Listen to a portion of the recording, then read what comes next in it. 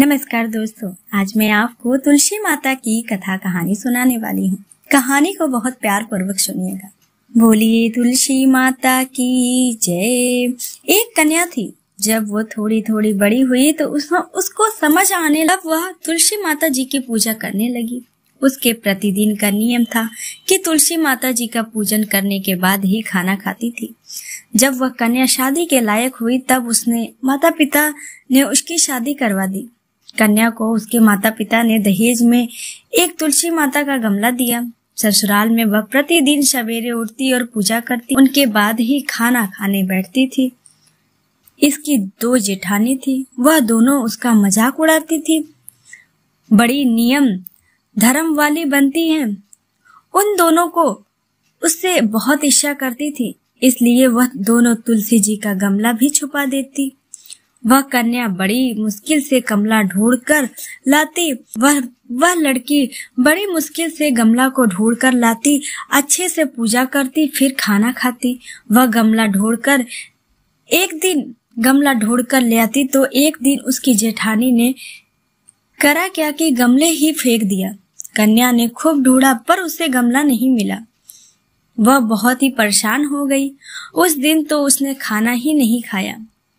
उसका नियम था कि उस कन्या की सच्ची भक्ति देखकर तुलसी माता उससे बहुत प्रसन्न हुई और उसके कमरे में तुलसी माता का गमला प्रकट हो गया। अगले दिन सुबह जब उठी तो देखती है उसमें खाट के चारों कोने तुलसी माता का गमला आ गया है। यह देख के तो वो बहुत ही प्रसन्न हो गई। अब मेरी तुलसी माता को कोई नहीं चुराएगा। पूजा करने के लिए भी कहीं जाना नहीं पड़ेगा और कोई मेरी तुलसी माता को फेंक भी नहीं सकता। वह तो जल्दी से उठकर स्नान करती और तुलसी माता की पूजा कर लेती। जब वह खाना खाने बैठी तो उसकी जेठानी मजाक करने लगी कि लो देवरानी का नियम धर्म पूरा हो गया।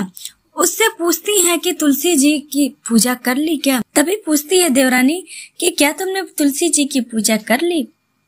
देवरानी धीरे से बोलती है, हाँ कर ली।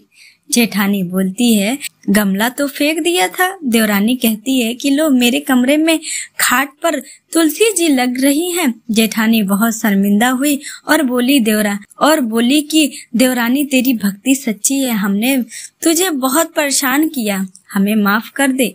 देवरानी मुझे माफ कर देना। हे तुलसी माता, हम दोनों देवरानी जेठानी को माफ कर दीजिएगा। हम भी तुलसी माता जी से यही प्रार्थना करते हैं कि हे तुलसी माता, जैसे आपने देवरानी पर करी वैसी हम पर भी करना, अपनी कृपा दृष्टि बनाए रखना। बोलिए तुलसी माता की जय। दोस्तों, वीडियो अगर पसंद आए, कहानी आपको पसंद आए तो कहानी को लाइक दें, सब्सक्राइब जरूर कीजिएगा, साथ में शेयर भी कीजिएगा। फिर मिलते हैं ऐसे ही नेक्स्ट वीडियो में। तब तक के लिए धन्यवाद।